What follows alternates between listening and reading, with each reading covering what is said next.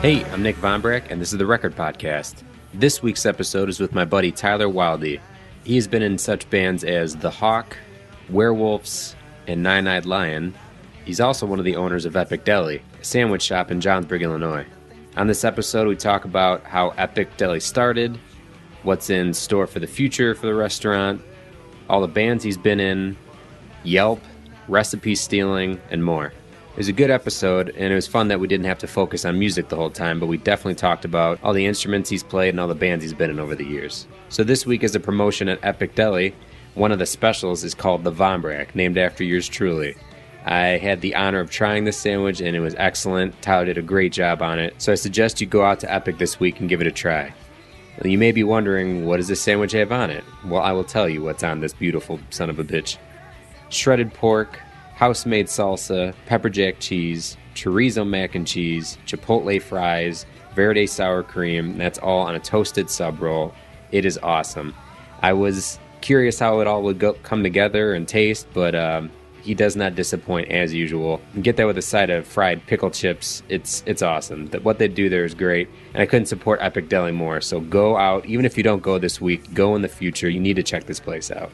So in honor of this episode and the special sandwich this week, Tyler's been kind enough to have a gift card for the giveaway this week, and I've got some merch to give away as well.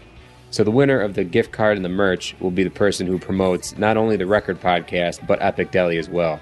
So if you do that on Facebook, on Twitter, whatever you do it on, just make sure to tag the Record Podcast. And if that's on Twitter, it's at the Record Podcast without the A. And Facebook, it's just the Record Podcast. So make a social media post, tag both of us, and I will pick the winner and announce it on next week's episode. Also, make sure to check out epicdeli.com. If you want to check out Tyler's latest band, you go to facebook.com/nineeyed lion. All right, let's cut the crap and get to the interview.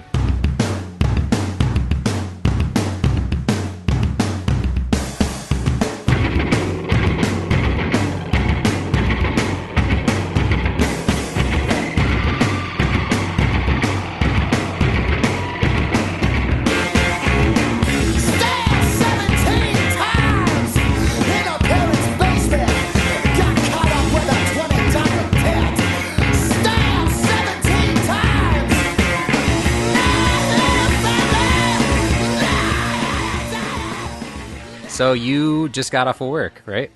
Yep. Okay, and how was it today? Sundays are usually pretty cooking in there. Was it same as usual? Yeah, it was busy for sure. Yeah.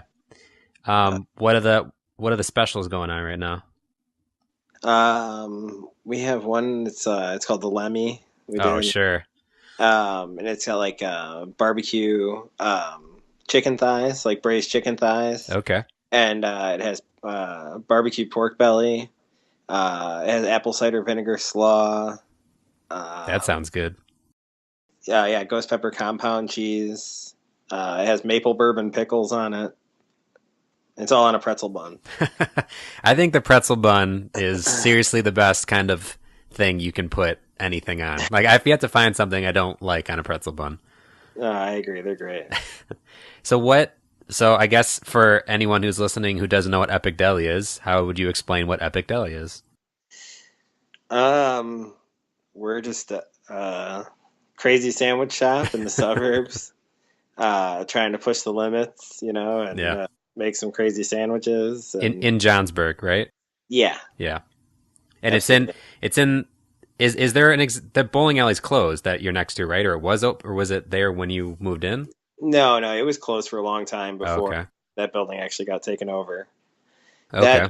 That bowling alley removed, they moved to a different spot in Johnsburg. Okay. So, yeah, that building was empty forever. So before you got into that building, was there an Epic Deli, or was the start of it that building? Yeah, no, we opened it when we moved there. So it's been almost 5 years. Okay. And how did Epic Deli come to be? Like, what was your history? Basically, that building, it's owned by a family that actually lives right behind there. They own the entire building. It's set up there could be 4 different businesses in there, but in the place you're in. Just in that Yeah. room? Oh, wow. Well, no, not just in ours. Like there's the area where the deli is, and then there's a bar downstairs. Okay. And then recently, like behind us, like a liquor store just opened up. So there's all kinds of space there. But yeah, essentially they were already open. Like they had a little like deli in there. They were like Okay. selling lunch meats and things like that, and they made a few sandwiches. I think they had like 5 or 6 sandwiches on a little menu and whatnot. And I actually went there and applied because I lived right by there. Okay. And the people that were doing it were like, well, we just kind of like opened this to try to get it started. Like realistically, we want to lease the space. And yeah, basically we're just like, would you be interested in like buying this business? And it was pretty crazy because I mean, I actually, when I went in there, I had a lot of experience and was talking to them about, possibilities of things I thought they could do there. And Yeah. they were like, you should just take over. So me and my folks, we went and we talked with them and saw what we could put together and were able to scrape up enough money to get it started. And I sat down and I wrote the first menu for the deli. It took probably 2 weeks, and then we opened like 3 weeks later. So Awesome. What was the deli called before you bought it? Was it Epic Deli? no, it was called like because that whole area was called like the 7 Days Market. Oh, They were okay. built like a grocery store there. It was like the 7 Days Market Okay. Deli or something. Okay. But yeah, we closed it for like probably like a week and then reopened. Wow. But they were only open for probably like maybe a month, Oh, if that. okay. So Okay. it was a weird situation. And then when we took that over, I think they concentrated all their efforts on opening the bar downstairs, Okay. which is just kind of starting to take off now. So is that going to be connected to you guys at all, or is that going to be a separate thing? No, it's separate. Okay. 'Cause I was So going to say you could roll that into the Epic Bar. You go downstairs, you get crazy drinks along with your crazy sandwiches. no, I have no intentions of dealing with Drunk the people. bar, Well, the bar crowd. so then there's your next problem is that you're going to get drunk people who are going to come upstairs and want a sandwich, and you're Oh going to have to deal yeah, with that. that's all right though. Yeah. And I mean, they do let those guys bring our food down there too, Oh, so okay. it works out. So when you went there and checked it out, what were you doing at the time? Like, were you working at a different restaurant or? No, I at that time I wasn't. I had been working for a while at DC Cobb's in Woodstock. Okay. I don't know if you're familiar. I'm My not. my brother was the head chef there at the time, and this guy Dan Hart, he's a friend of mine. He owned it, but I was there for a while. Um, just things didn't really work out. Yeah. It's sometimes hard working with family Yeah. I feel and like whatnot. just my experience of being in a band with two brothers, like I can, yeah, just working with a brother, working with someone like you. I think when you go into it, you're like, how could this go wrong? Like we know Right. each other, and then you start to involve. I think when the music side, maybe, well, I guess probably different for each band, but it's not maybe as bad until there's some like money. I think when money is on the table, then Yeah, that's when family really, like family's off the table. Then money's on, family's off. I don't care who you are, pay me. exactly. But no, I mean, like, you know, I love my brother, Yeah, and yeah, we get along great. good. It was just a matter of, you know, it was just a tough situation, and Yeah, like that, I wasn't a huge fan of that situation there, hmm and some of the guys that were working there, I didn't get along really great with. So it just didn't work out, and yeah. it ended up working out much better, anyways, when we opened the other spot. And like I said, my brother he helped us open the deli, Oh, awesome, and so like I said, we still are close, and good. yeah. And when you, I guess, were hatching this plan, when you talked to your parents, how did that go? Were you like, "Hey, I want to buy a restaurant," and that was an awkward conversation, or do you remember how Well, that? I mean, yeah. At that time, my I believe my dad wasn't working either, Okay, but was just kind of hanging out at home, yeah, enjoying life, and but he'd always wanted to open. We all always wanted to open our own place, and yeah, I mean, we had so many ideas for a restaurant. Right. It just kind of fell into our laps, and at that time we had the money to do it, and it seemed like the perfect time to do it. Well, that's awesome because I feel like there's plenty of times when you're around buddies or you're just shooting the shit and you're like, man, if I had a restaurant, I'd do this and this. But then you have if the opportunity comes up, you're like, whoa, like that's too much. Like I was just joking about all that. I don't want to, I don't want to actually own a restaurant. And plus, with every show that's out now about owning restaurants, like it just seems so stressful. I think my wife and I, there's like only 2 shows we watch, and one of them's Bar Rescue, and so we just constantly are watching people just like falling apart with these places they own, and they're not restaurants, but still, just so it seems so stressful. So to look at that situation and be like, yep, I'm into like let's do it. We got a good idea. I think that's a leap that a lot of people don't take. Yeah, absolutely. And I mean, I just always thought that like, especially now, like everyone is starting to be a little more appreciative of Right. creativity in food. Yeah. Everyone seems to be more of like a foodie, and so I just thought that being somebody and like knowing so many people that would travel to go get good food, and, Right. I just thought that there was actually finally a market like in an area like Johnsburg where we could do some really crazy stuff and people might actually come check it out. But when we first opened, I mean, there was like 5 employees, Right. So, and we thought that was all we were ever going to need. And, now there's like 24 employees, and That's awesome, man. it's still chaotic. You know what I mean? So in 5 years, you've already like upped the ante to that many employees. That's pretty awesome. yeah, it's been crazy. So with where you guys are at now, like, are there other lofty goals like to that you're looking at, or is it just kind of like maintain this like level of people coming in and like the Yeah, I mean, I think we want to try to keep a flagship in this area. Yeah. But I think ultimately the goal is to franchise and Awesome. get some more of them out there. And we've had a lot of people contact us with interest, and I think it's just, it's a matter of just figuring out how all of that works. And, Yeah. But I think eventually you'll hopefully see a lot more of them, and that's awesome, man. So I guess that's where I could tie it into music. Like you're a band, you're hoping to get signed. As a restaurant, you're hoping to get franchised. That's the goal. I guess. I mean, at the same time, there's a lot of people I'm sure that would not really want to do franchises for a restaurant, but I feel like we have a good model to do it. Yeah. Sandwich shops are just kind of perfect for that. You know? I don't know if that makes sense, but like a sandwich is like, it's one of the easiest things to replicate. Yeah. If you were to do it at multiple locations. So what would that look like then? Like another, because it seems like a lot of what Epic Deli does is like custom stuff all the time. Like you do have a set menu, but it's like 30, 40 sandwiches deep. Like you got a lot of stuff. So does franchising mean you carry all that with, or is it like, there's like, here's the 6 main sandwiches we I mean, I would say we would probably just have the same core menus. Gotcha. You know what I mean? Like, because there's 46 sandwiches on the menu. 46, so. Man. Yeah. I feel like starting a job at Epic Deli seems very scary. Like calling out 40 different sandwiches. Yeah. I'd be like, nope, I quit. I forgot. I'm scared. Yeah, it's intimidating for sure. But we try to ease everybody into it. Yeah. Encourage everybody to study the menu. Yeah.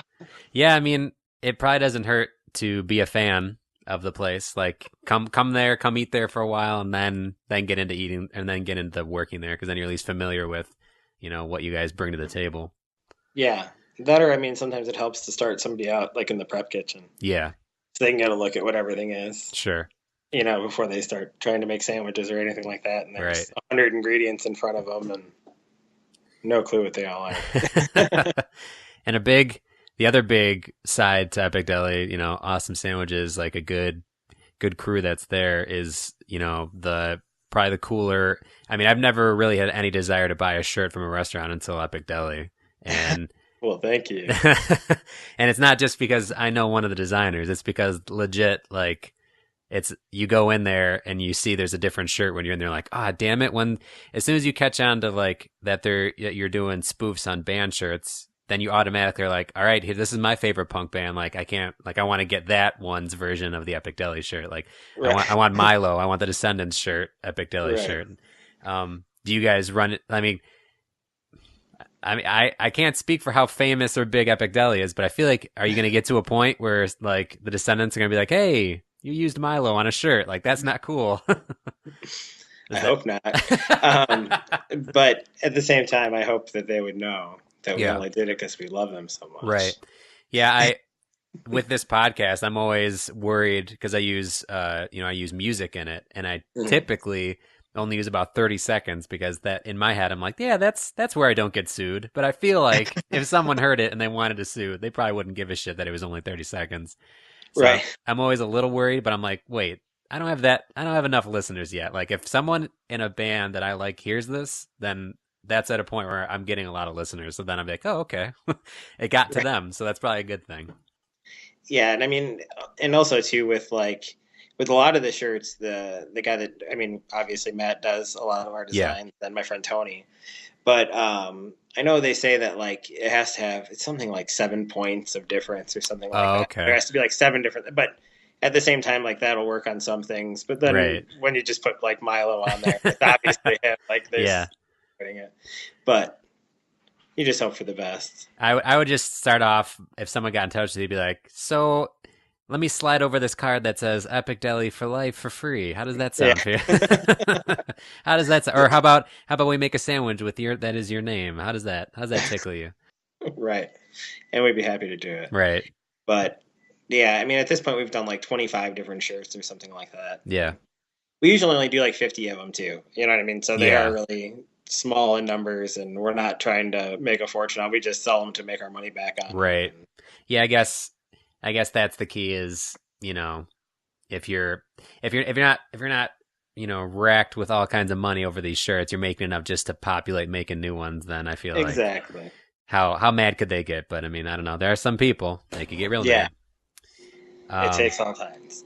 So but yeah, and then it's nice too with Matt then, of course, like anytime I'll send him something, I'm like, yeah, I want to do this. Obviously, like he redraws it. Right. You know, yeah. Instead of doing it on the computer. So it always is going to look like his own thing, you know? Sure. So seeing as this isn't a food podcast, but I do love food, I guess we should also talk about your musical history. Where did you grow up? Did you grow up in the Johnsburg area? Yeah. Right down the road from where I'm at now in Johnsburg. Okay. So. And what high school is out there? Is that just Johnsburg High School? Yep. Okay. Where does music start for you? Is it like you get an instrument when you're younger, or is it meet friends in high school? How does that work? Yeah, out? I mean, I started playing music when I was really young. My brother is 5 years older than me, so that's always a good start. Anyone who has an older brother, that's like a gateway right into music. Absolutely, and he was into playing guitar and stuff, and skateboarding and punk rock and good metal, and so like him and my good friend Jeremy Judy, you know, they were like I said, like 5 years older than me, and they played in bands when I was younger. You know, when I was like 9 years old, you know, they were jamming all the time, and I was at that point like listening to pretty bad music, you know, but like trying to like be cool with those guys, you know. Right. So, like, every time Jeremy would come over and be like, "Oh, dude, come in my room and come look at my CDs," and you know, like, "Oh, I got this Bad Religion CD," and he'd be like, "Oh, that's cool, but this CD's stupid." And I just, you know. But you know, I was always looking up to those guys. And, when I was like 11, I think 11 or 12. Yeah, I think I was 11. Me and some of my friends started this band called the Rebel Jedi. Awesome. And we played our first show when I was like 12. That's pretty sweet. There's video of it, unfortunately. On, Send me a link to this video, please. Oh my God, it's bad. It's really bad. But yeah, I'm like 12. Our drummer at the time was like 10 years old. Wow. But you know, it's fun. We did that for a long time. We played in that band. I mean, the Rebel Jedi. I mean, when I was like, by the time I was like 13, we were still doing that band 14, and I mean at one point we played this show at Fireside with like Link 80 and 88 Fingers Louie. Like, I don't know, it was crazy. That's like, a pretty sweet show. Shows we definitely did not get, like, we didn't deserve to play. We were god awful, but you can say that you played with Link 80 at Fireside Bowl. That's something a lot of bands have not done. Yeah, absolutely. Like I said, it's an honor, and I think Brian Peterson was just always really nice to me. Yeah, because I was, a little kid, and we would come out to Fireside every chance we got. Sure. So, well, that's. Yeah. I mean, hell, I can't say that any of the first bands I was in had shows like that, and I mean that's pretty solid. And like I said, like having the older brother to influence, like even if it's not your older brother played in a band, they're always going to show you music at some point, like, or you're going to hear them playing music, and you're going to start. That's like your direct source for what you want to be listening to. Absolutely. And you said your brother listened to punk and metal primarily? Yeah. Okay. Pretty much, and I just and then when I started to get a little more mature, like Rebel Jedi was kind of like a burp and fart joke type band, and but we had fun with it, and yeah, I just started to like listen to a lot more stuff. I started to listen to like Naked Ray Gun and stuff. And, okay. But then like I, for some reason, just like really, really loved like ska music when I was like really young, and I played in this ska band for a while after the Rebel Jedi, called the Minor Details. Okay. Same thing. I mean, we played a lot of shows. Got to play some really fun shows. Yeah. In that band. But yeah, I did that for a while, and then I was playing bass in that band. I played bass in the Rebel Jedi. Okay. Is that the first instrument you picked up? Was a bass guitar? Yeah. Okay. Mm-hmm. And then when the Minor Details stopped playing, me and my friend Todd Solowski, he's in my current band, and I've played music with him since I was 10 years old. Sure. We tried to start another band, but I just bought a drum set. I was like 15 maybe. Yeah. I got my first drum set, and he would come over every day, and we would jam out. I would try to learn how to play, and my friend Jeremy was a drummer, and he played in this band called Adhesive, and he taught me a lot of stuff on the drums, and we just kept practicing all the time, and eventually me and him started another band where I played drums. But okay. Before that though, like I was doing, like, after that ska band, like I was hanging out with a lot of dudes from Elgin, and we were doing Food Not Bombs in Elgin, and I met these girls from Lake Zurich who were in this band called Dollhouse, and okay. I actually filled in for them for a while, like on guitar. Oh, cool. So I played in that band for a while, and then started a band with the singer of Dollhouse called Andrea Dora. I have seen every reflection of the slow decomposition that goes on inside of you when I'm not around to see. So the question remains, do I believe it? It hurts to move. And we did that band for a while. We played some shows and recorded, and then it just didn't work out. Like our guitarist Todd started like dating the singer. Oh, that never works out, does it? No, and then they broke up, and ultimately we ended up just doing the band without her. Yeah. And that band was called the Super 18.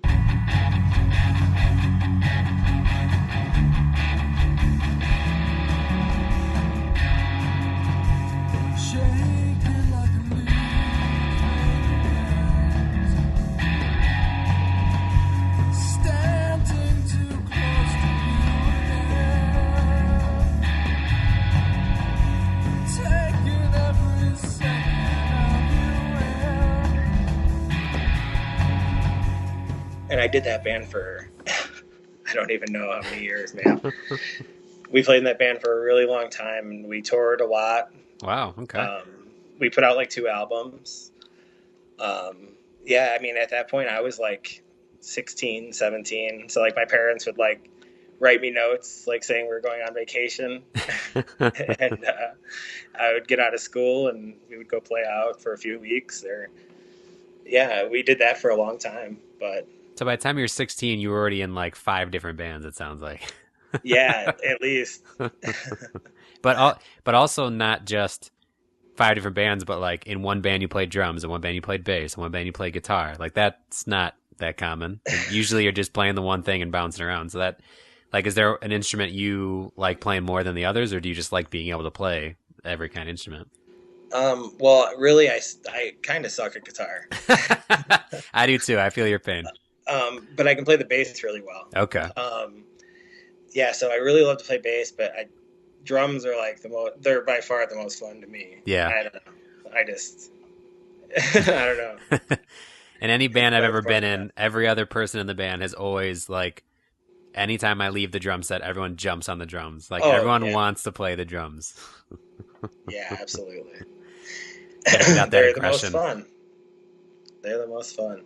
But yeah, Andrea Dora was the first band I played drums in. Okay. So, and then the Super 18, and yeah, like I said, we did that forever. And then I just felt like, man, I don't even know. Like, I felt like that band probably went on for like only like 3 years, but it felt like 10, you know?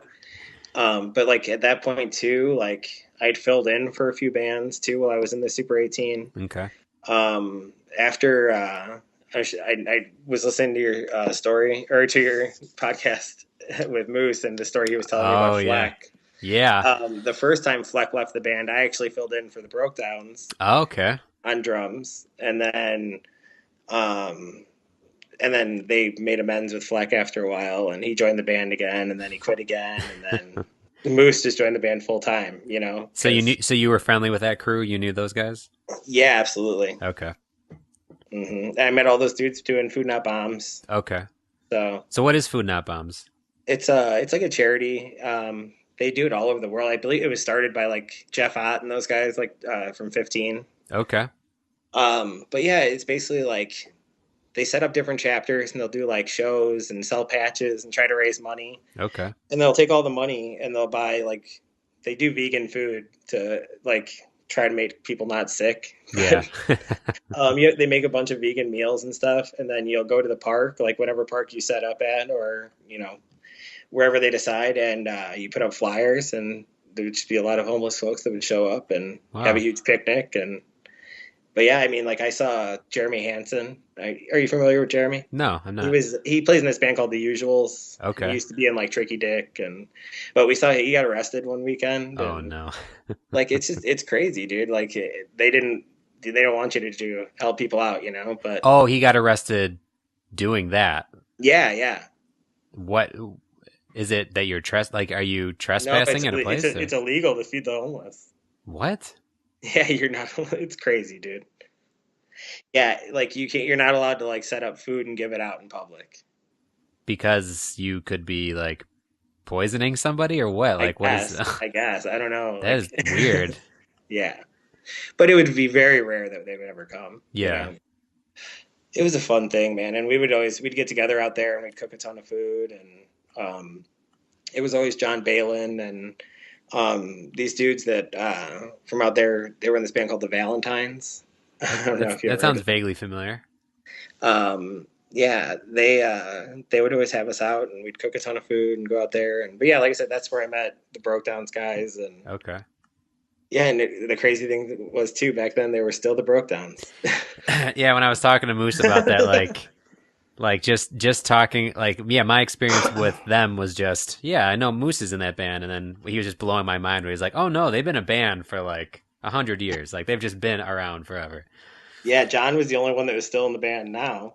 Oh really? Okay. Yeah, because I remember we played when I was in Dollhouse, or I wasn't like in that band, I just filled in for them, but I was playing with those girls at a show, like in some garage, and we played with the Brokedowns, and like I said, it was a completely different lineup. And I remember they like gave me a cassette tape. It was like all they had put out at that time, but it's like, holy crap, like you know what I mean, like the difference, Yeah. So between all those bands and switcheroos, how do you get to where you're at now musically? Like I say, I played in a ton of other bands. like I said, I filled in for those guys. And then after the Super 18 finally broke up, I just kind of lost interest for a while. Yeah. And we did a few like fun little like goofy side things and played a few shows, but nothing Yeah. much. And then I actually started playing bass for Midwest Blue. Oh, okay. Yeah. Now you're starting to pull together connections I'm more familiar with.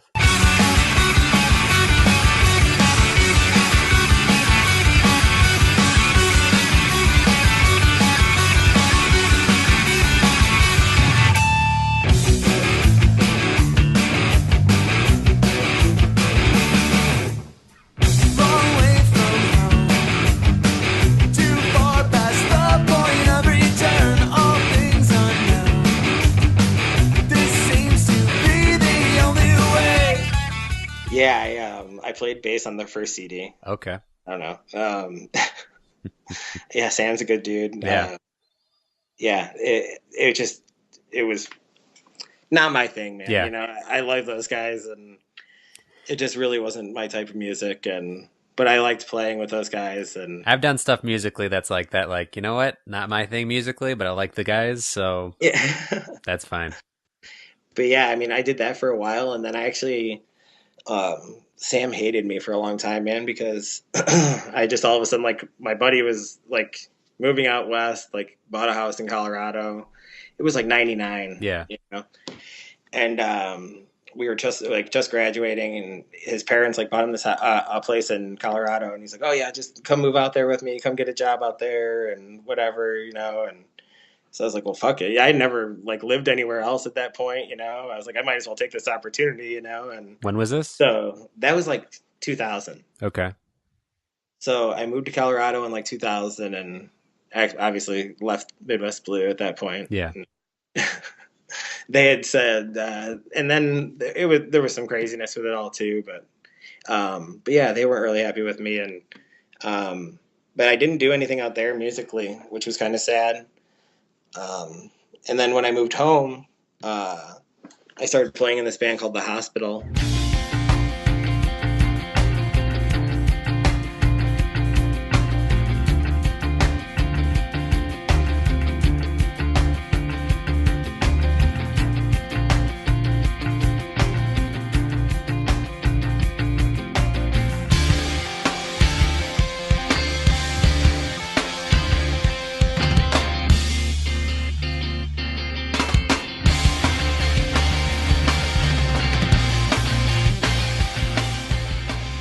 We played a bunch of shows. It was like, I guess, like American football type stuff. Okay. Instrumental, like noodly type stuff. I played bass in that band. Okay. Did that for a while, and then some good friends of mine were in this awesome band called Carpet. And Why do I know Carpet? I know that, but when I was in Musket Arm, a band that I was in before Dr. Manhattan, we played with Carpet. okay, it was like Jeff Goulet. Yeah, yes. That's it. Yeah, and we were like good friends with those guys, and I just was like, I really liked the music we were doing in the hospital. It was like really beautiful music, you know, Yeah. and I just wanted to do something crazy, and I wanted to play the drums again, and so we actually started a band with Jeff and Adam from Carpet, and it was me and Todd Solowski, and Adam is his brother. He was in Carpet. And yeah, we just started to try to do some crazy like progressive rock type stuff. Yeah. You know, mixed in with some crazy like punk rock type stuff. And at one point, I mean, there was like 9 people in the Hawk. Oh, is that what it was called? The Hawk?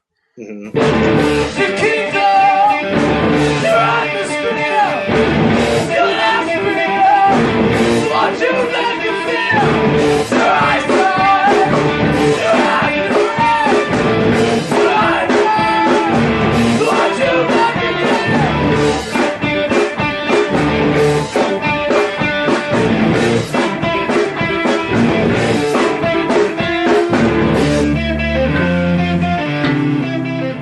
We played for a long time, but like the last show that we did was probably by far our biggest show. It was like right when Jim Miller started doing like Idiot Ego magazine. Oh, okay. And yeah, he did like a like cover story about us, and like Nice. we headlined like the show that like was incorporated with that issue, and it was like us and Heart Shaped Hate and Oh, Dorm nice. Life and Me, Myself, and Rhyme. it was a lot of fun. But like I said, that was the last time we played. Yeah. And it had just gotten to that point where like those songs were like so involved, and they're, you know what I mean? Yeah. Like 10, 11-minute songs. And then when we would practice, it was just like, it got to be so tedious. And like we just all started to resent each other. And, Yeah. you know, that gets in it. We just kind of stopped doing it. It just wasn't worth it anymore. And yeah. And after the Hawk, I didn't do much for a while again. And then I was still like talking with like all those same people. And I remember one night we were at a show at the Guest House, and I was talking with Jenna from Heart Shaped Hate. And me and her were talking about starting like a thrash metal band, you know? Nice. And we started this band, and it was me and her, and then Jeff Goulet and Todd Pott. And we started writing music. It turned out to not be thrash like at all. And we started that band Werewolfs.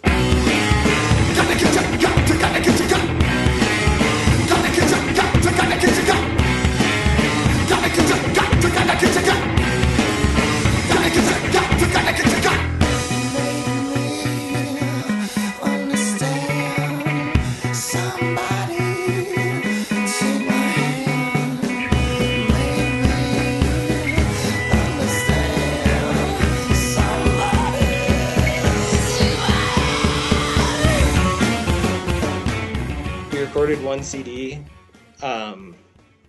It came out on cassette deck. Nice. Played a bunch of shows. That band was a lot of fun. It was a little crazy. Todd can be a little crazy. Oh, okay. I think we had a few shows where Todd didn't come. Sure. So why should you? It just kind of fizzled away. Yeah. Which is a real bummer, because I mean, sometimes when I look back, I feel like the most proud of that album. Yeah. You know what I mean? Out of everything I've done, you know? Yeah. It was just like a culmination, kind of like growing up listening to Hoboken and, right. You know, getting to put all that time and effort into that record. And then Joe Gack came and recorded it. And nice. It just, I thought it came out great. And people still all the time were like, oh, that CD was so good. And it's, you know, it's a huge compliment, because I really love doing that. And at that time too, I was playing once in a great while for the House of Gloria Vanderbilt as well. Yeah, I remember playing with them.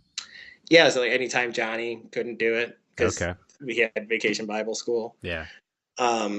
Anytime he couldn't do shows, I would fill in for them once in a while. But that was after Werewolves broke up, and then after that, we finally started our newest band, Nine-Eyed Lion. And we're just doing this and having fun with it, and try not to make ourselves crazy with it. And, how would you describe Nine-Eyed Lion? I'd say like kind of progressive rock type stuff, kind of like Gentle Giant type stuff. Okay. But a little more rockin'. We have 2 live drummers. And how do you like doing that? It's a lot of fun. Aaron Krause, he was in Midwest Blue. Mm-hmm. He plays drums with us as well. Oh, okay. So yeah, it's a lot of fun. I feel like I don't think all drummers have any kind of ego, but I definitely feel like as a drummer, you kind of are, at least like in your mind, you're like, well, I'm the beat to this band. Like, I'm what keeps this driving. So to have 2 of you thinking that same thing, like, I feel like there's gotta, it's not always like a recipe for disaster, but I even in early days of Dr. Manhattan, Andrew and I would kind of butt heads, because Andrew was a drummer and he would do percussive things in Dr. Manhattan. So there'd be times where like, I wasn't even trying to think this way, but I would just look at him and be like, nah, like, no, that's not good. Like, I don't like that. And eventually I came to find out, I was just like, why did I hold that against him? Like, he's a good drummer. Why would I be such a shit about it? But like, I think it just comes with being a drummer. Like, you're the guy who does that. Like, if someone else tries to encroach on that, you can get a little testy. No, I agree. And it's with that, it's like that in this band too. Like, you know, I'll be playing something and then Aaron will be like, you know, dude, why don't you try this? And I'll be like, dude, what the fuck, man? Like you play your thing, you know? Like, and then at the same time, I'm like, well, dude, this guy's way better than me at drums. So like, you should probably just listen to him, and you know. I feel like, especially when you're younger, those are like death words to say. Hey, man, why don't you try this? Like, when in the beginning stage of Dr. Manhattan and bands previous to that, like, God, there's nothing like everyone in a band. I don't think this is ever vocalized, but everyone in the band's like, I play guitar, so I know how to play guitar. The bassist knows how to play bass. Everyone knows how to play their instrument. But everyone in the band listens to music, so they have ideas, and it's supposed to be a collective band. So it's like, hey, man, why don't you try this? And in your head, when you talk about that, or when you think about it, you're like, oh, I should talk to Tyler about this drum beat. Hey, Tyler, why don't you try this drum beat? But what a drummer hears is, oh, what I'm doing isn't good. Like, why don't you fucking play the drums, man? Just throw the drumsticks. Yeah, exactly. Why don't you go fuck yourself? Like, musicians are such pussies. They're so sensitive about, and they're so precious about what they do. And I think the older you get, it's definitely when you're younger, that thing. And the older you get, you can start to check that. But even still, like, it's hard to shake it completely because you just have this thing of like, especially when you write something you think is good. Like if you come to practice excited with a drum beat or something, and the reaction's just kind of like, oh yeah, like why don't we try this though? I mean, you might as well just piss in someone's Cheerios right in front of them. Like there's nothing worse. But then at the same time, now as a grown up, I can sit back for a second and be like, yeah, you know what, you're right. Yeah, it's definitely an immature thing. It's either immature age-wise or like band experience-wise. If this is the first band you've ever been in, learning to work with other people. I mean, learning to work with people in anything is tough. And I imagine that's the same thing with owning a restaurant. Like you know how to make what you know is good. Like I know how to make this sandwich, but as soon as you delegate that to somebody else, that doesn't mean that they'll do it the way you want to. Right. So like even with some a video editor and even like teaching another person to do things, like it's you don't understand how you do things until you try to teach someone how to do it, because then you start to see it be done by another person and you're like, oh, that's shit, like that's not good, like I can do this quicker. I don't want, you know what, how about you don't do it, I'll just do it. And so being able to like let go of that as in a band is one thing, but like I just feel like that'd be so tough, like owning a restaurant 20 people deep and just being like, at some point you have to, you can't do everything, so you have to let other people do it. But like from the beginning stages of the restaurant, did you ever have that issue, or were you already kind of equipped because you've been in bands and worked with people, like you know that you have to have good people with you? I mean, I don't think anything can like fully prepare you for all of that, you know? Like it's a learning curve. Sure. And I think that ultimately you just have to surround yourself with good people, and you have to eventually try to build yourself a good crew of people, just like in a band, you know? Right. And once you find those people, you try to stick with them. And yeah. And I think there's a balance, because you want people with skills. You want a guy who can, you know, rip on guitar, but you also don't want an asshole. So you kind of like, I wouldn't say I'm the best drummer, but I'd say that I'm pretty easy to work with and flexible. And, you know, I have a more easygoing personality than if you got a drummer who is just like a monster and knows it and has an ego. Like, yeah. He's got Craigslist ads out for paid gigs. And I think looking to get paid for practice and rehearsal. Exactly. Yeah. I think, like you said, like when it comes to being in a band, when it comes to owning a business, you gotta surround yourself with good people. And I think in a band, it can get too precious at times, at least with work and the industry you're in work. You can be like, you know what, this person doesn't know how to run a cashier, I can't have him anymore. Like I like him as a person, but you're cut. Like that's it, you're done.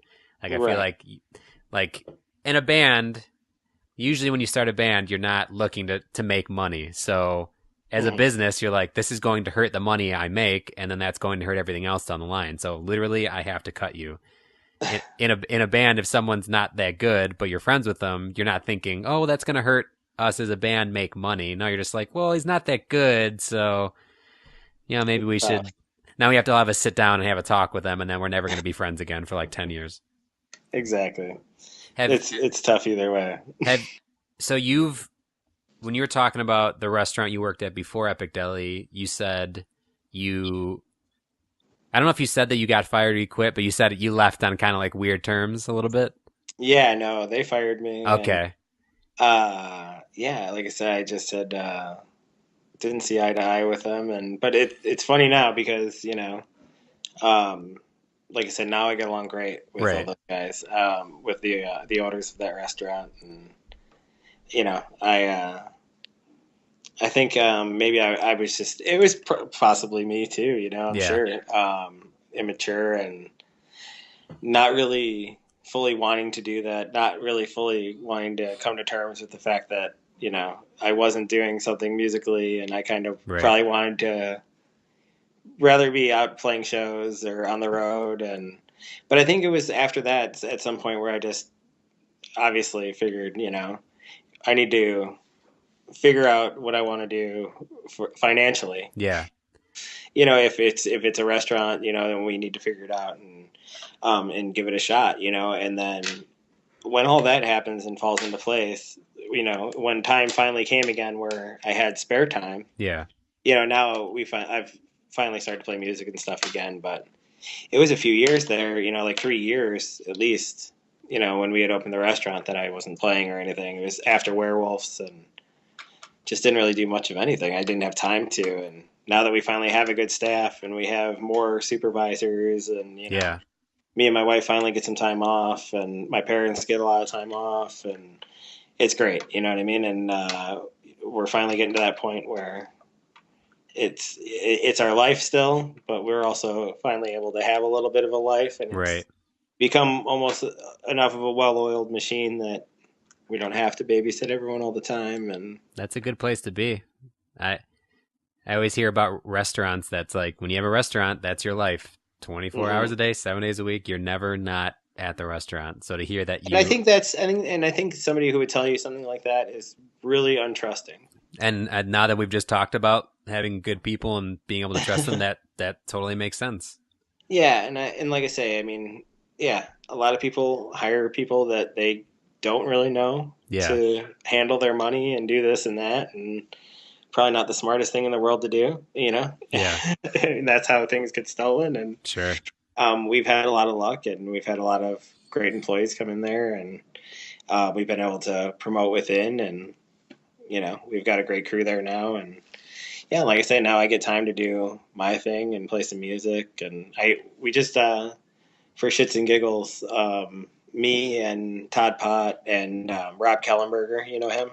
I do know He's that name. he's the drummer of he was the drummer of Tuesday and like Slapstick. Oh, yeah. Rapid. I was going to say he plays for Rapid or Rapids. Yeah, him, and then my friend Steve Katzel, who was in like Tricky Dick, and he's in The Usuals, and my friend Adam, who plays a Nine-Eyed Lion. We all got together and just like made this really straightforward, in-your-face punk rock album. Awesome. It was like 8 songs. We wrote all the songs in like 2 practices, and then went to Gino's studio and recorded them all. Awesome. I don't know that we'll ever play a show. Yeah. The band's called Piss on the Floor. That sounds like a punk band. Cancer! Death sentence! Money! Cancer! You're gonna die! You're all gonna die! You're gonna die! You're all gonna die! Terror! Death sentence! Religion! Terror! You're gonna die! You're all gonna die! You're gonna die! You're all gonna die!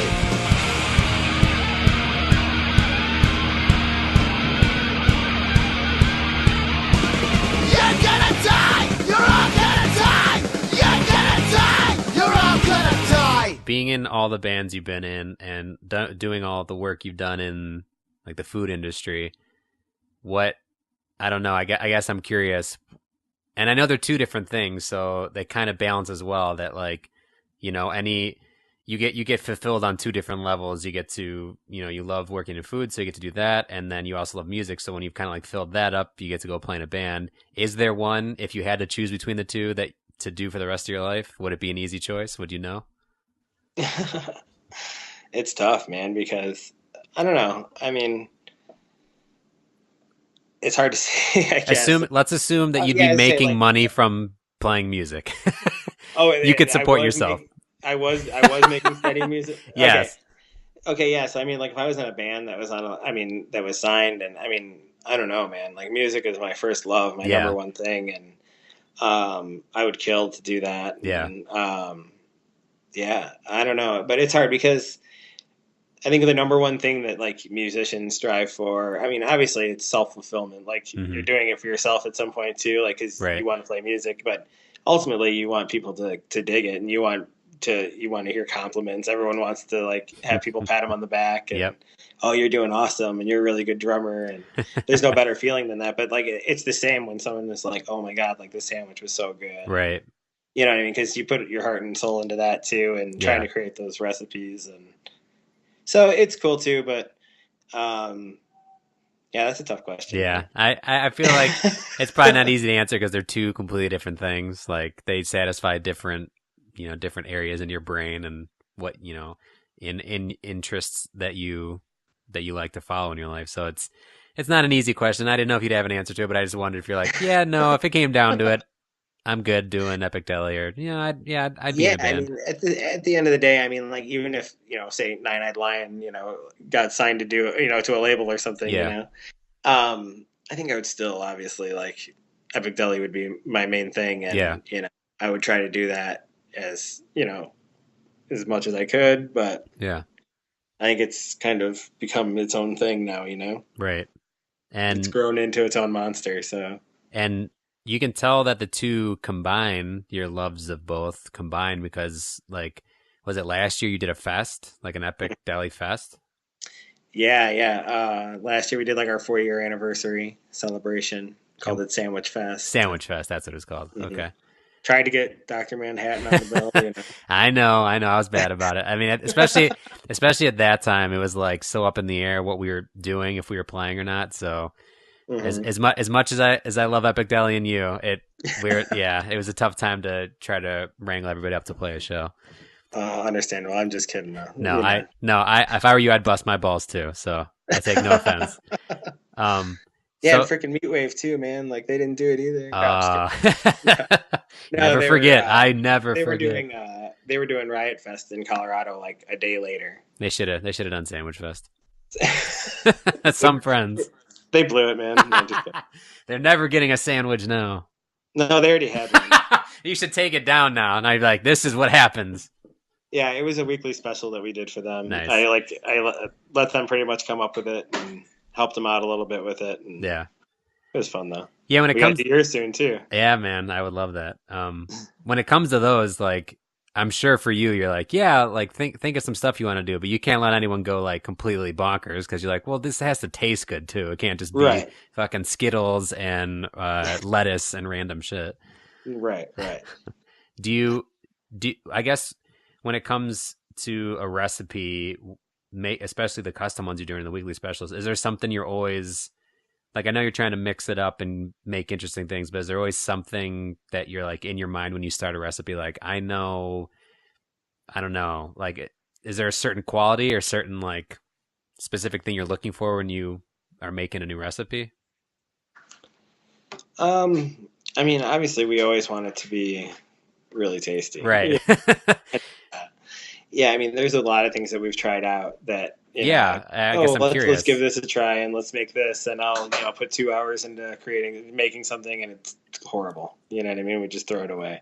So what's your process then? Because if you pick up a guitar, writing a song, as you pick up the guitar and you mess around with it, is writing a recipe like you just pen and paper, or are you back in the with the crew like mixing things up and seeing what works? Yeah. Luckily at the deli, I mean, we have a gigantic kitchen, which is full of stuff. So I've got a lot of people that work there that I can bounce ideas off of, and I read a lot of cookbooks. Okay. I watch a lot of Food Network cooking channel. I mean, I'm just constantly trying to get inspiration. Me and my wife, like, we take one for the team and go out to eat like every night. Yeah. But really, I mean, we try to go out, and not that we're like trying to steal ideas, but like you got to get inspiration. Trying to find inspiration anywhere, Right. I mean? Like maybe we'll go to like a really good like Cajun place, and then I'm like, yeah, you know what, I want to do some Cajun chicken thighs on a sandwich or something. You know what I mean? It's just little things, Yeah. But I think there's inspiration everywhere, and especially now too, like with Instagram and like Sure. you see all these people on there, like you see all these crazy concoctions, and you're like, oh man, you could do something like that, or then it's the same time, like I see stuff that I post that I know I came up with, and like, Yeah. and I see people doing it as well, but that's Yeah. cool, Yeah. So, I like when it comes to like comedians, they make jokes and then they talk about, people who could steal their jokes. Well, you're making recipes and then someone could take those and use them and make money off them. Like, I'm assuming you're not like copywriting or trademarking recipes or anything. Like, I guess in that world, what can you do? right. There's not a whole lot you can do. Yeah. We had, I remember it was some point last year. I can't remember exactly, but it was some place in like Joliet. It was like some hot dog place. Yeah. I can't remember what the hell the name of it was, but anyhow, like someone had tagged me in a picture. Like they literally stole one of our pictures, like from our website, like one of the pictures I took, and then like just took our exact like description of the thing and put it on their page, and it was like coming soon, like blah blah blah. So I looked into it, and they like weren't even open. So I like called the phone number on there, and I was like, "Yo, dude, you've got some balls, Yeah. take that picture down." And he's like, "Oh, I don't have to do anything." And I was like, "All right, dude." So I went on our Facebook page. We have good following on there. Mm-hmm. I think we got like 27,000 followers or something. Wow, that's awesome. Yeah, I mean it's great. And so I posted something up basically, in response to the whole situation. Yeah. Like 5 minutes later, I went on the guy's Facebook page, and it was just they were already down to like a 1-star rating. Oh no. Yeah, just like there was just like 500 reviews. Like, wow. how could you steal from Epic Deli? But sometimes I think people need that reality check too. Yeah. Like you don't just straight up rip somebody off. Right. There's better ways of going about it. I told him, I was like, I don't give a crap if you make the same thing. It was like a Dorito corn dog. It's like a hot dog that we like battered, and then we covered in crusted Doritos and fried it, and it had like pulled pork and wow. It has like a Carolina mustard barbecue sauce, and mm-hmm. but like, dude, it's a crazy concoction, and if you steal the exact rest of the, description, it's going to be obvious. Yeah. But I told him, I was like, dude, make it your own. You know what I mean? Like, make one yourself and put a picture of it, and I wouldn't give a shit. Right. But don't just take my picture. And then, like, the next day, I see that they just photoshopped it and put a different background on it. So it was just like, and then the guy started calling me, telling me that he was going to call his lawyer if I didn't erase all of the bad reviews on his page. Wow. Like, dude, these guys were nuts, bro. Like, but that's really the only bad run-in I've had with anything like that. Yeah, that seems like something you probably don't anticipate happening when you start a restaurant. Like, especially with, like you said, there's Instagram, there's so much social media and passing along things you like, and this person's starting their own restaurant, and that sounds like a good idea, and mm-hmm. And whether or not they knew they were doing it, it sounds like they knew they were doing it. Like, you're still held accountable. Like, if you thought you came up with a recipe, but really you were watching Food Network and while you were sleeping, and it seeped into your brain, and all of a sudden you get into all this trouble, like, you're still held accountable for it. So yeah, that seems a little scary, but it also seems like Epic Deli is so on its own path that I'd be very surprised if someone came along and was like, this is my exact idea. Like, it feels like by the time you guys have put out something, you've already spun it around like 3 different ways and added things and cut it up. So I can't imagine that really happening to you guys. Right. Yeah. And like I said, I would never just be like, oh yeah, I really dig this sandwich from this place, and I'm just going to make my own version of it. Right. I obviously would change a ton of things on it and try to make it our own thing. Yeah. But take inspiration from that, So that restaurant in Joliet does that, and that's probably, one of the crazier things that happens. Like, in the place you are now, 5 years later, is there anything aside from Joliet guy stealing a direct recipe? Would you say anything, like, if you could talk to yourself, 5 years ago starting the restaurant, would you have advice, or did you kind of handle it the way that you would hoped you would handle it? No, I would have told myself to staff up. Yeah. And it was crazy, dude, in the beginning. Yeah. I think that we didn't think, I'm from Johnsburg, and it's a small town. So everybody knows each other. Mm-hmm. And I think like once I put it up on Facebook, you know, that we were opening our own place, and it was like the first day it was just nuts. You know what I Wow. mean? It was more than we could handle. We ran out of everything. Wow. And I think I would have just told myself to prepare more, and to, you know, I Yeah. probably would have gotten more of a staff together and tried to work out all the kinks before. But we learned, you know what I Right. mean? We learned in those first few months, and after the first year we were open, we had won. We won a bunch of like Best of the Fox awards. We had Awesome. won Best Sandwich Shop and Best Deli, and which was really cool. And then like almost immediately after that, we had gotten a call from WGN, and they featured us on Chicago's Best TV. Nice. On WGN, so that was really cool. And they came out and did like a 6-minute segment or something like that Yeah. for the deli. And I mean, after that, it started to get crazier and crazier. Yeah. And yeah, it's just been good.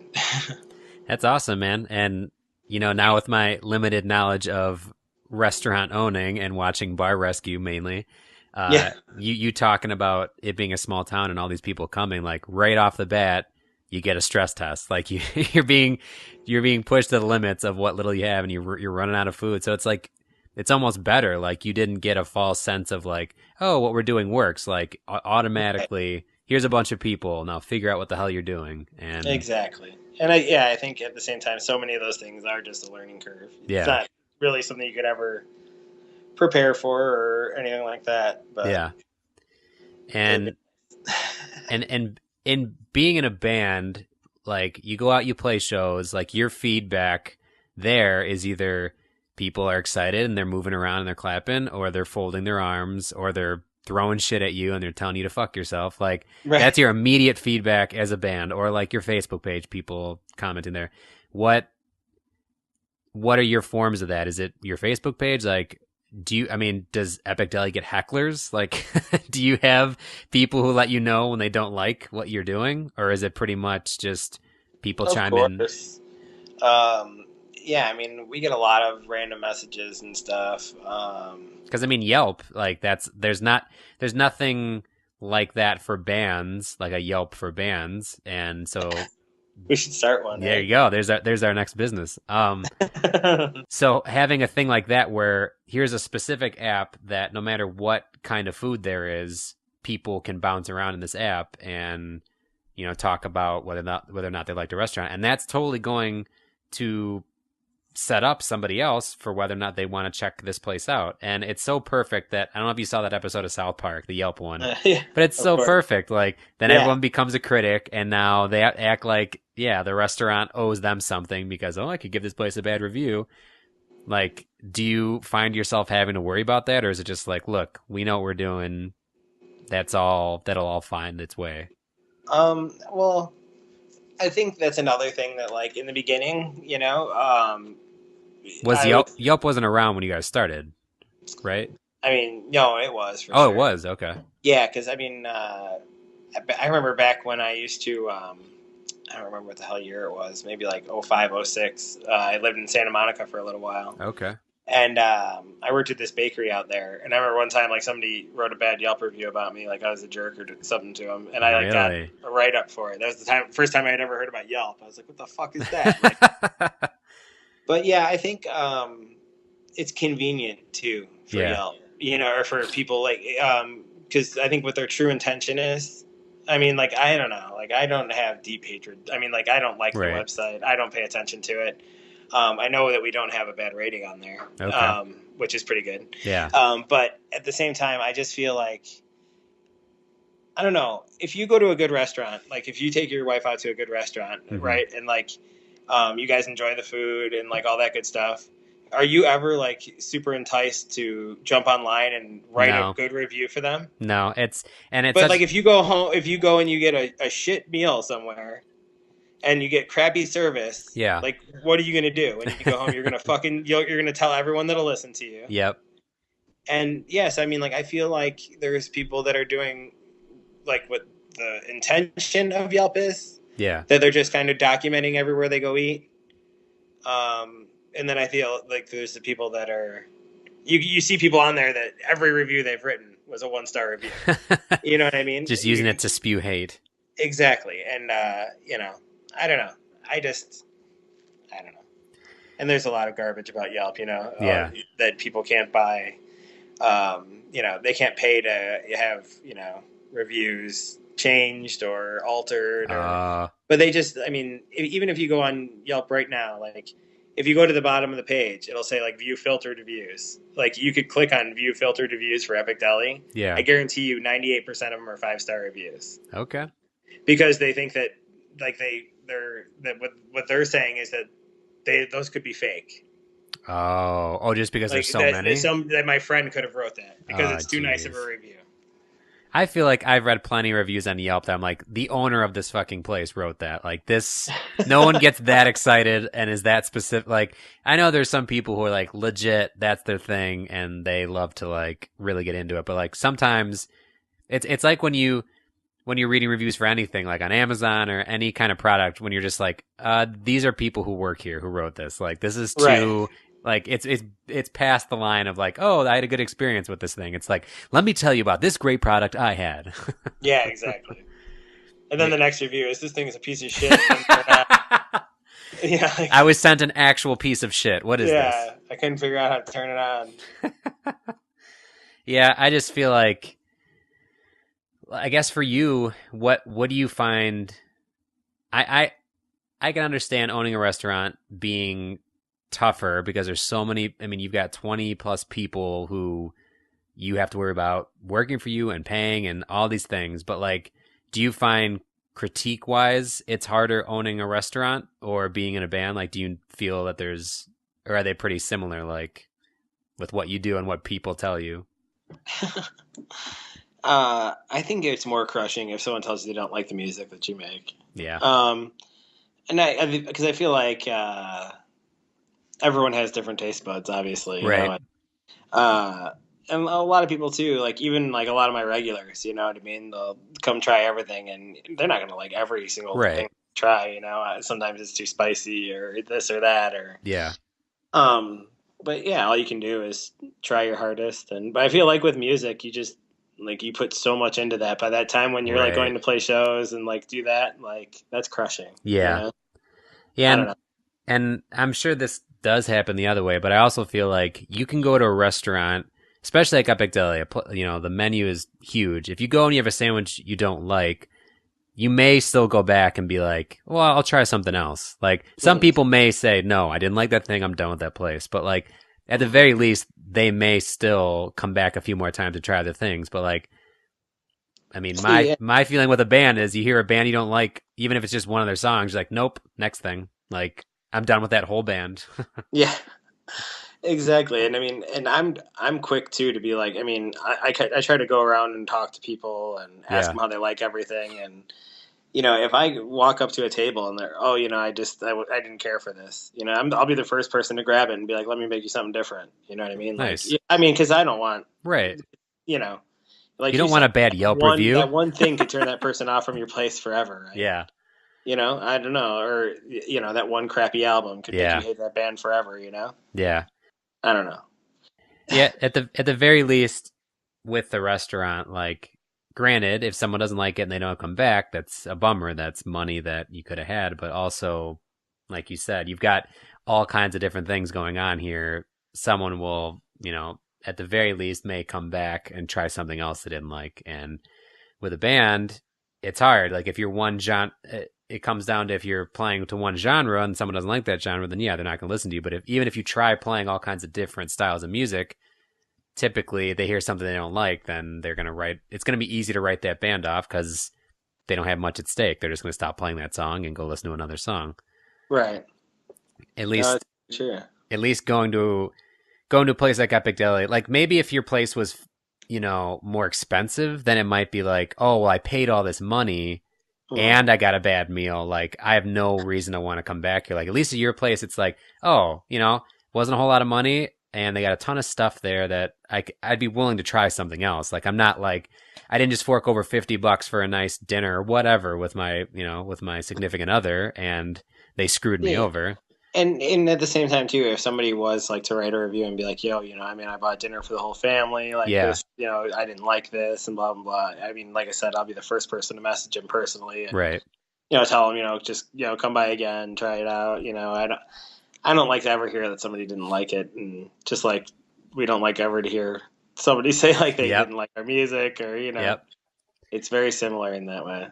So what do you attribute to Epic Deli's success? I mean, aside from having good food, is it that personal touch? Is it letting like people know that they can get a hold of you and like that, you're willing to be flexible about that stuff? Like, is it the shirts? Like, is it just all of it? Yeah, I don't know. I mean, I guess it's it's a total package. Yeah. A lot of people like to call us like a hipster place, but I don't feel that vibe. I don't know. I feel like I don't know. It's just, we try to really accommodate to every single person. You know what I mean? And food wise, atmosphere wise, we might be listening to like some like good like punk music or something on the radio, but I'll have the football game on too. Sure. You know what I mean? And then, it's balance of everything, and we're not too cool to do anything. You know what I mean? It's not like when you go to Kuma's Corner and it's like, no, we don't have ranch, bro. Yeah. Like, oh, well, you like ranch. We have ranch. Yeah. Yeah. We're not trying to be elitists or, I don't know. And I think everyone appreciates that. And I think everyone appreciates something different. Yeah. Because, before I don't know, before like 2007, 2008, like there was nothing. Right. In this area to go get something good, like creative. Yeah. We would have to drive out to Chicago and go, get like good barbecue or go to like Kuma's Corner and get a good burger. Mm-hmm. It was ridiculous. And that was, shortly after that, I was just like, we need to open something that people typically would have to drive to the city for in the suburbs. You know what I mean? And every other place in Johnsburg is a pizza place. Or, you know what I mean? So it's because people love pizza, damn it. Yeah, they love pizza and they love hamburgers, and we don't really do either of them. So I think as soon as that's not what you want, right, Epic Deli is the place to go. So in owning this place for 5 years, what do you have in the back of your head? Anything that's like not necessarily failures, but you said you've tried sandwiches that don't work. Like, is there one that you remember? Like anything connected to like any stories in your head? Like, oh, we tried this thing and people like, I don't know, any good stories in there? I mean, we've tried to do so many different things, you know, and we've had ones that didn't go over well with people. We did one recently. We did like a chimichanga that had like Chef Boyardee raviolis, and but it was like layered with like lasagna filling, like ricotta and spinach and like. But it was ridiculous. We used like the Chef Boyardee raviolis as noodles. I think we sold like 3 the whole week. And like you say, there's always those things. And when we first opened, we would try crazy stuff. Like I remember one time we tried to make like a White Castle hamburger cheesecake. We made like a Ritz cracker crust, and then we put sliders in it, and then cooked it, and then we topped it with like nacho cheese and drizzled it with ketchup and mustard. And like everyone that tried it got sick. And obviously it didn't go out to the shelves for sale. So we just let the employees try it. And it was disgusting, and you live and you learn. And we don't we don't make cakes with meat in them anymore, except bacon. Well, right. Yeah. Bacon just blurs the line of all the things you can put it on. It seems like it's on everything now, so it's pretty safe to toss it on any kind of random thing you come up with. Yeah, absolutely. But yeah, and I just think that like, and when we first opened the restaurant, it was tough. Like, we were always in a position. Like I was always having to work register, or I was having to work like the expo station, or I was having to make sandwiches, and it got to that point where there wasn't much happening for specials. Like they were what they were. They weren't very interesting, or and it was just because I didn't really have the time to do it. You know what I mean? And once we got to the point where I didn't really have to work the cash register anymore, I wasn't expected to do. I just had to do my own thing and be there to manage, and that was when like we started to get really crazy with everything, you know? Yeah. And yeah, I just, like I said, I try to be as creative as I can. I try to make as many concoctions as I can. And I'm constantly with my notebook or with the notes on my phone or Yeah. just thinking of different things, and every day at work, trying new stuff. And it's great to, you know, that people appreciate it and people like it. And, it was a huge honor for me. I posted on Facebook the other day. Josh Cater from the Smoking Popes called me a genius. That's great. You can Yeah. comes right back down to the music ultimately. Like Exactly. I mean, like I've been listening to him play music since I was 12. You know, and Yeah. I was always a huge Smoking Popes fan, and yeah, and then for it to come full circle, and then to have them play Sandwich Fest, and then for him to, you know, become a fan of the Deli, and yeah, it's just wild, you know. And yeah, I mean, talking all the time and hanging out with like guys like James Van Hostel. He's had me out on WGN a couple times. And, nice. He's just the nicest guy. But I mean, growing up, like it was, you know, like local music showcase all the time. And, Right. you know, I listened to him on Q101 all the time. He'd have the Blue Meanies on, all these awesome Chicago punk bands, and Yeah. I was like, this guy is awesome, man. You know, and it's wild, you know, to get the respect of those guys, but because of the restaurant, Right. it's kind of, you know what I mean? I always thought like, oh, one day I'm going to be on this dude's show and talk Right. about music, and it worked out in a different way, but you know. If you can't win them with your music, you can win them with a good sandwich. Exactly. So exactly. Is there anything that like, I mean, I can't imagine there's anything you haven't tried at this point, but is there anything like that's always in the back of your head, like, you know, I've always wanted to try this, but I don't know how to do it yet, or like I don't feel comfortable enough with it? Is there like a kind of food or like something that you'd want to bring to Epic? Donuts? Yeah. Yeah. Very intimidating, but I really I feel like that's if we're able to branch out and open a bunch of Epic Delis, and I have time on my hands one day, you know, like I would love to do a donut shop. Yeah. I think it's just another like thing where you can just have complete creativity. Yeah. And people are going to be into trying something different, you know, because screw the same 12 donuts that have been around for the last 50 years. You exactly. know? That's why places like Voodoo Donuts and stuff, they're killing it because there's nobody else doing anything like them, you know? Right. But I always thought about that, like, how cool would that be, like, the night before, have a crew come in and that makes donuts, and we make them the next morning, then we sell at Epic, like, at the deli, like, open up at, like, 6 in the morning and sell donuts until we run out, you know? But it's very intimidating. And I don't know how to make donuts. Yeah. So I would say that's, like, a big one to me. Do you, for that kind of thing, do you ever consider, I'll bring in someone who knows how to do that and like collaborate with them? Like, do you do collaborations with other chefs or other owners? I mean, I have. And I think ultimately, like, if we were to ever do something like that, like, you need somebody who's been making donuts. You know what I mean? Like, that's an art, you know? Yeah.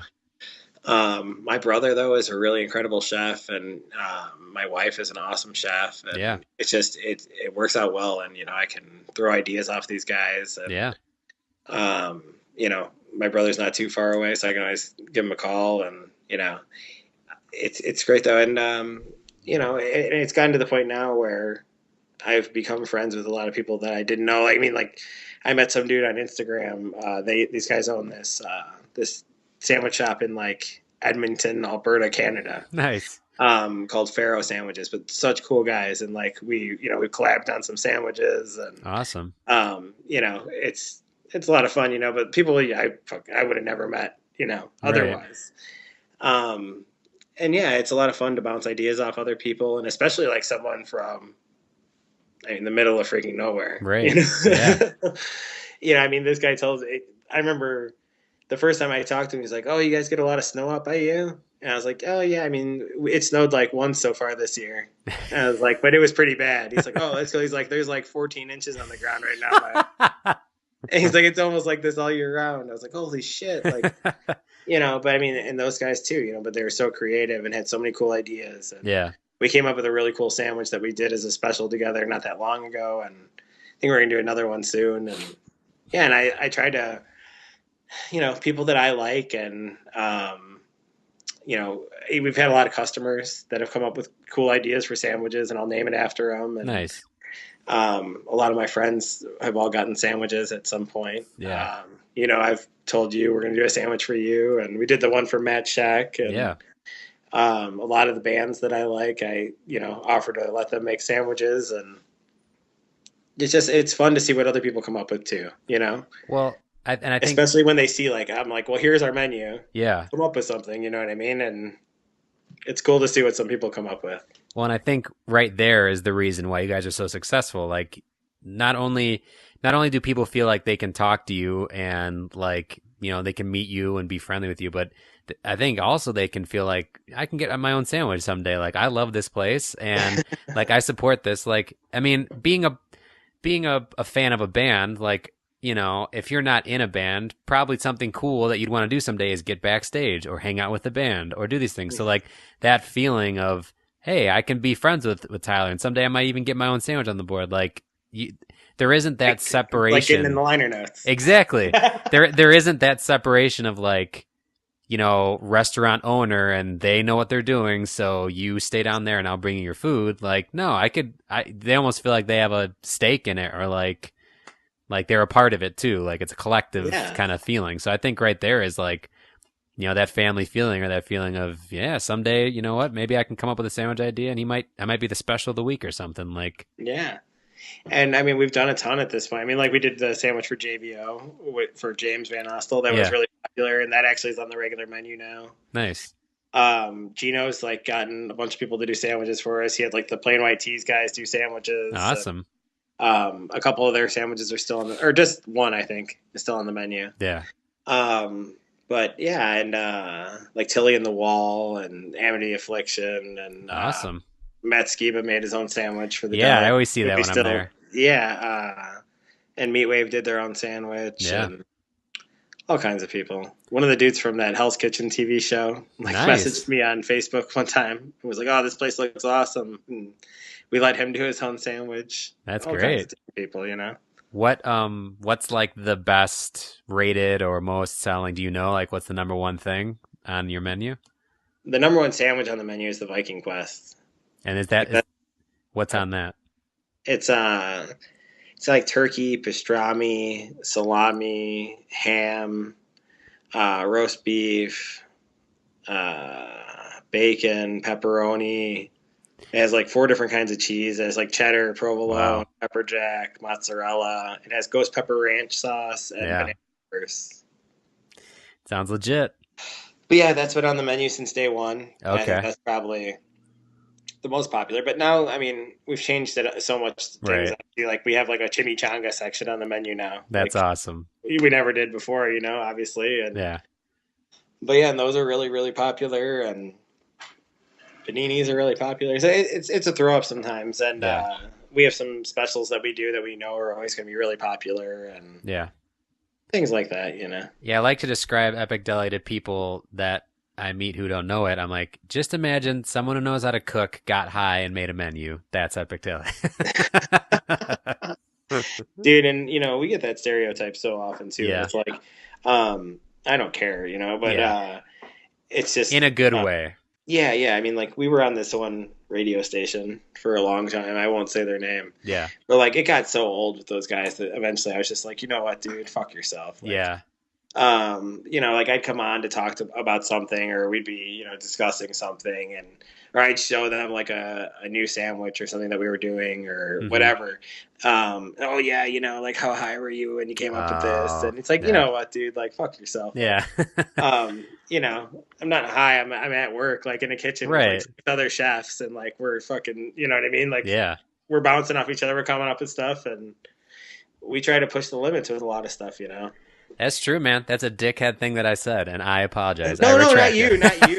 No. No, I agree, because I didn't even. And that's what it is. It's like, it's grub food. It's like it's munchies. Yeah. But at the same time, for him he was reiterating it over and over and over and over and beating it to death, and it was like, it just got to be super old. Yeah. It was his only line, and But yeah, no, like I said, and I would describe it as that too. You know, like it's munchies. You know what I mean?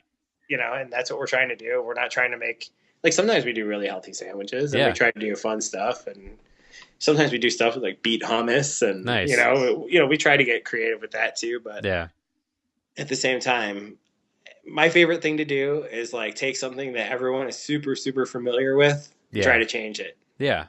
You know what I mean? And like change it for the better. You know what I mean? Like, can you do that? Like it's a challenge every week, you know? Yeah. Whether we're like trying to make a better like Reuben sandwich than you've ever had, or like, you know what I mean? Cause it's different in some way, or, you know, maybe like doing a sandwich that has lasagna on it, or, you know what I mean? We're just trying to take things that you normally would see and completely change it.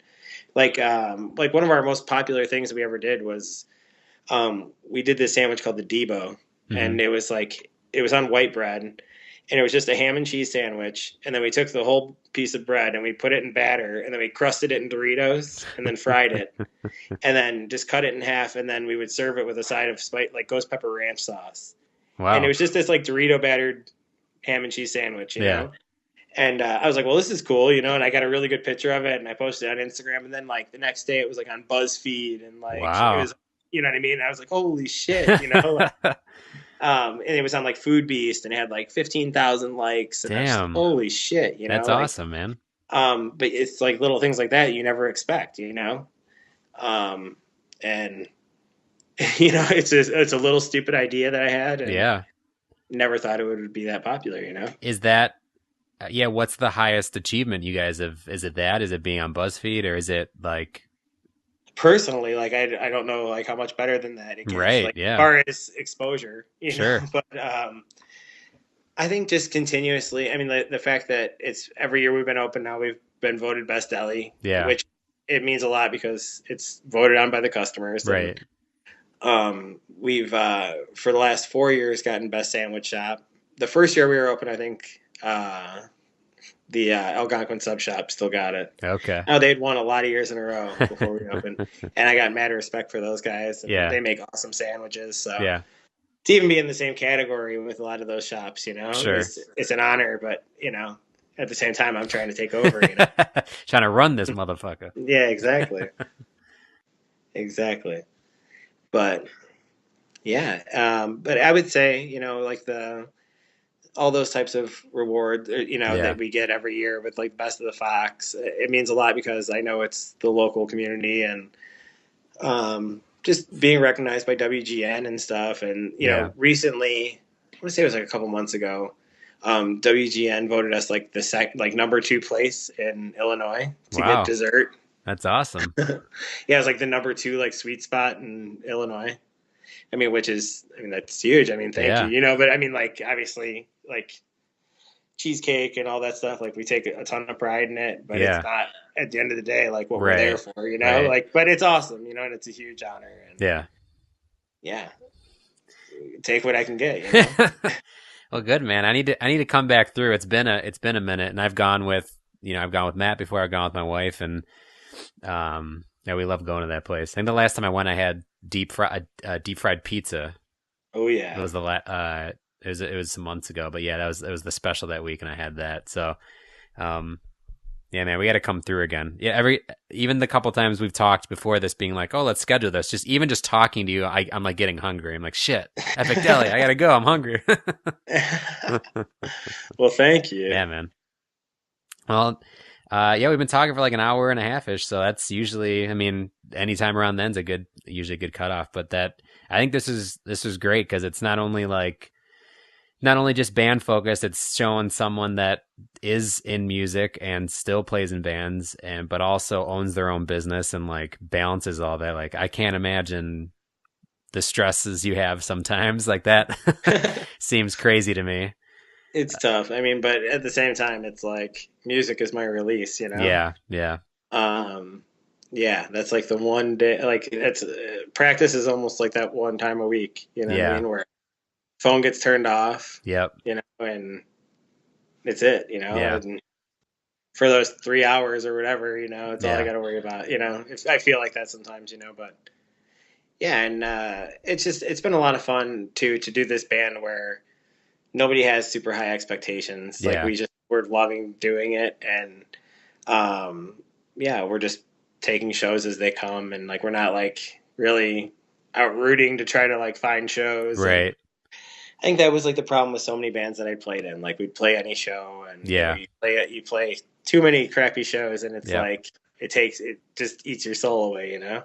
Well, and for you having it's not the primary thing you're doing. It allows you to have fun with it. Like if you're in a band and that's all you do, you're going to have fun, but you're also stressing out because that's the only thing you do. I mean, it's like having a job or whatever. Like this is what makes me money. This is what like my life is about. Like I have to be good at it. So you're constantly being stressed out by it, but you have the two to bounce back from. Like you can go work and enjoy that. But then if you're stressed at work, you can go play in the band and get that out. Like, so you constantly can go to one or the other, or, you know, you've got a supportive wife, you got a good situation there. So it's like it seems like you've got a lot of support in all the things you're doing. So that's awesome.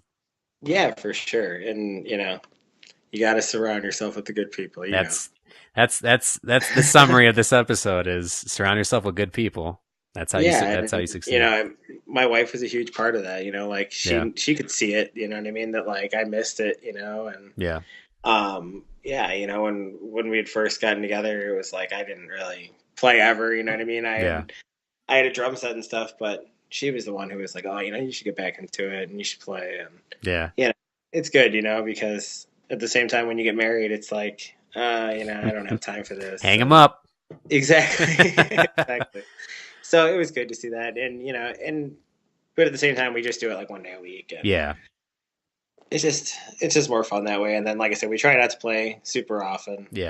So that maybe there's some excitement when we actually play. You know, between people that actually, you know, dig the music. And so it's been fun. I mean, but obviously, like when stuff like Ian's party comes up and, you know, we're going to jump at it. It was chaotic, but it was awesome. And, how was that show? Was it good?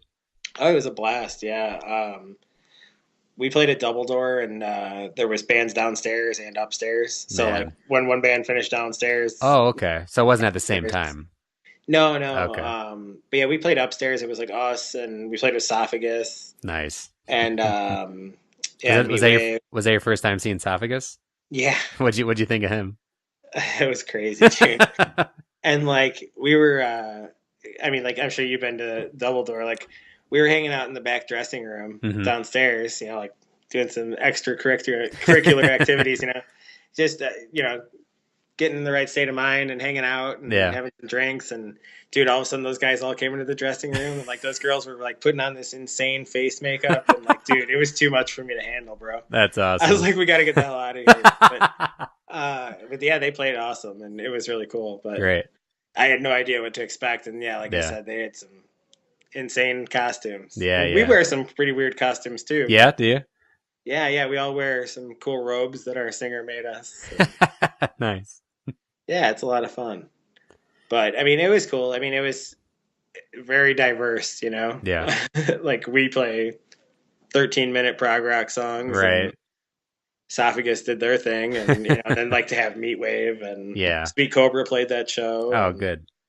That's a good it was lineup. A lot of fun. Yeah, it was a lot of fun. Really good turnout. Like you just got to jump on those opportunities, you know. Right. Jim Miller's the man, and has always helped me out with all my musical endeavors, and you know whether it be putting out albums or he's a very supportive person. I got to have him on here sometime. I don't think I've asked him yet to be on here, but I think he'd be a good interview to have. Who's that? Jim Miller. Oh yeah. I think so.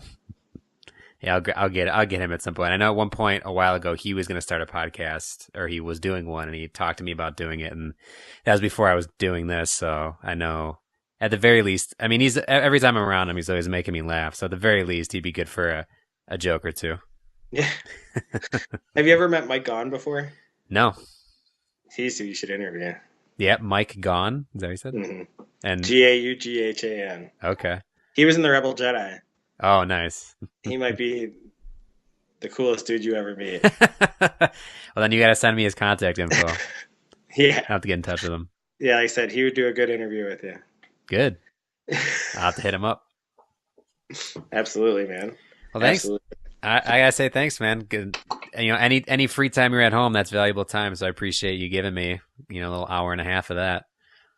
Oh, no worries, man. Just hanging out. The wife is watching Making a Murderer. Oh, we just finished that.